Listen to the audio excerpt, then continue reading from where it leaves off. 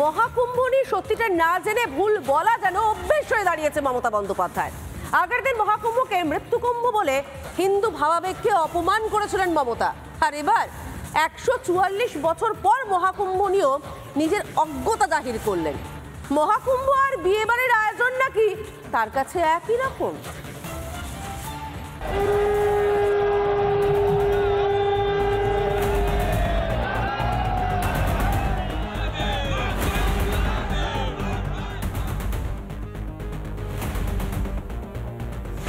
মহাকুম্ভ আমি নাইবা বললাম, ওটা এখন মৃত্যু কুম্ভ হয়ে গেছে। দিন কয়েক আগে মুখ্যমন্ত্রী মমতা বন্দ্যোপাধ্যায়ের এই মন্তব্যে ঢিঢি পড়ে গিয়েছিল গোটা দেশে। মমতার মন্তব্যের প্রতিবাদে পথে নামেন সাধুসন্তরাও। এত কিছুর পরেও শিক্ষা হয়নি। এবার 144 বছর পর মহাকুম্ভ নিয়েও মন্তব্য করে বসলেন মমতা। 144 বছর পরে কুম্ভ হচ্ছে, এটা ঠিক নয়। আমরা যতদূর জানি পুণ্য স্নান যেটা হয় প্রতিবার গঙ্গাসাগরে হয় বলে আমরা জানি, সংক্রান্তিতে হয় এবং নিয়ম কানুন মেনেই হয়। মুখ্যমন্ত্রী বোধহয় জানেন না 12 বছর পর পর যেটা হয় সেটা পূর্ণ কুম্ভ বলে। 12টি পূর্ণ কুম্ভের পর একটি মহাকুম্ভ হয়। আর জানেন না বলেই হয়তো মহাকুম্ভের আয়োজন ও বিয়ে বাড়ির আয়োজন তার কাছে একই। আমি যদি কোনো বিয়ে বাড়ির ব্যবস্থা করি, আমাকে দেখতে হবে খাবার দাবার দায়িত্বটাও আমাকে একটু এক্সট্রা রাখতে হয়। 400 লোককে নিমন্ত্রণ করলে 500 লোকের ব্যবস্থা রাখতে হয়। এটা হচ্ছে সিস্টেম। মহাকুম্ভ শুধুই একটি প্রচলিত বিশ্বাস নয়, বিজ্ঞান। কিভাবে জানেন? বোঝালেন লেখক মানস ভট্টাচার্য। সূর্যকে প্রদক্ষিণ করতে বৃহস্পতির সময় লাগে 12 বছর, আর সে কারণে 12 বছর অন্তর 3 নদীর মিলনস্থল সঙ্গমে 12 বছর করে 12টি সার্কেল, মানে 144 বছর, তখন একটি পূর্ণ মহাকুম্ভ অনুষ্ঠিত হয়। বিজেপি অবশ্য মমতা বন্দ্যোপাধ্যায়ের এই মন্তব্যকে পাত্তা দিচ্ছে না একেবারেই।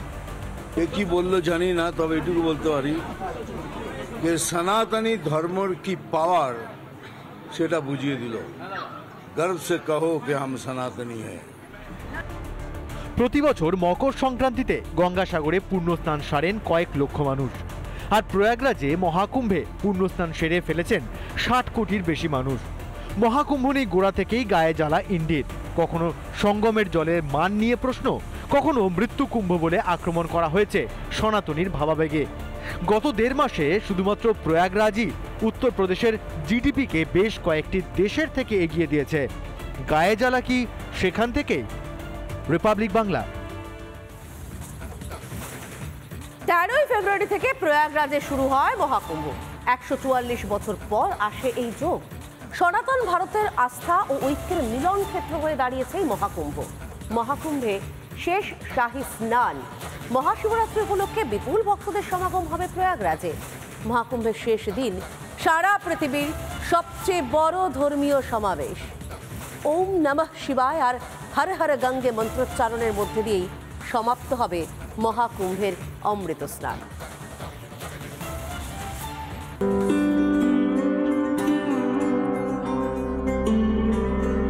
13 ফেব্রুয়ারি থেকে প্রয়াগরাজে শুরু হয় মহাকুম্ভ।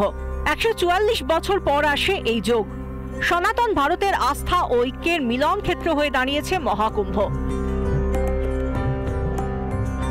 আজ সেই মহাকুম্ভের শেষ অমৃত স্নান। মহাশিবরাত্রির পুণ্যতিথি আজ। মহাশিবরাত্রির পুণ্যতিথি শুরু হচ্ছে 26 ফেব্রুয়ারি সকাল 11টা বেজে 8 মিনিটে।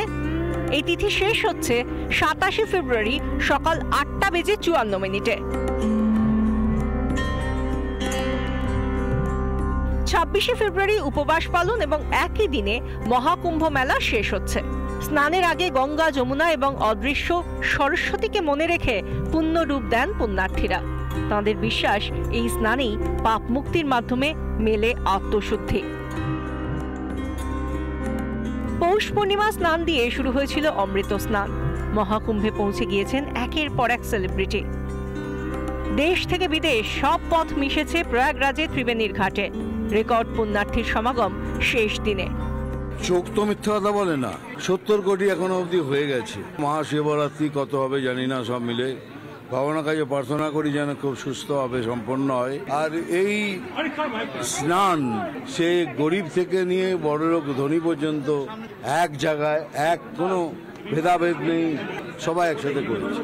মহাকুম্ভের অমৃত স্নান যেভাবে হয়েছে 13ই জানুয়ারি পৌষ পূর্ণিমা, 14ই জানুয়ারি মকর সংক্রান্তি স্নান, 19শে জানুয়ারি মৌনী অমাবস্যার পুণ্য স্নান, 3রা ফেব্রুয়ারি বসন্ত পঞ্চমীর অমৃত স্নান, 12ই ফেব্রুয়ারি মাঘী পূর্ণিমা স্নান, 26শে ফেব্রুয়ারি মহাকুম্ভের শেষ দিন মহাশিবরাত্রির মহাস্নান দিয়ে।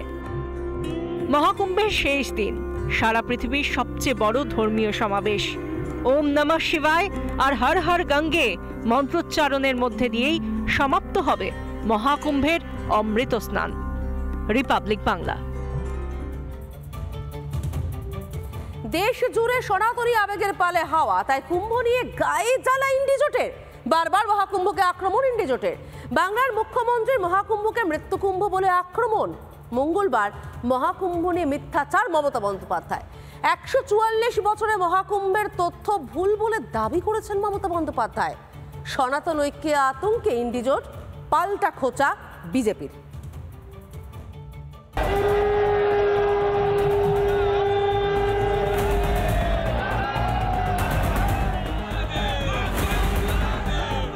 সামনেই 26-এর বিধানসভা নির্বাচন। 2021-এর পর থেকে গোটা বাংলা জুড়ে হিন্দু ঐক্য দানা বেঁধেছে। সারা দেশেও গেরুয়া হওয়া প্রকট।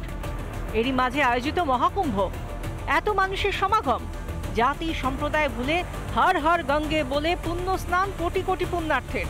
এরা শুধুই সনাতনী। কিন্তু এই হিন্দু সনাতনী ঐক্য সহ্য করতে পারছে না ইন্ডিজোট। হিন্দুদের পবিত্র কুম্ভ স্নানকে फालतू बोलते ছাড়লেন না কেউ কেউ। क्या क्या क्या मांग करेंगे कुंभ में सर? जिस तरह से भीड़ बढ़ रही है, अरे सब कुंभ का क्या कोई मतलब है? फालतू है कुंभ।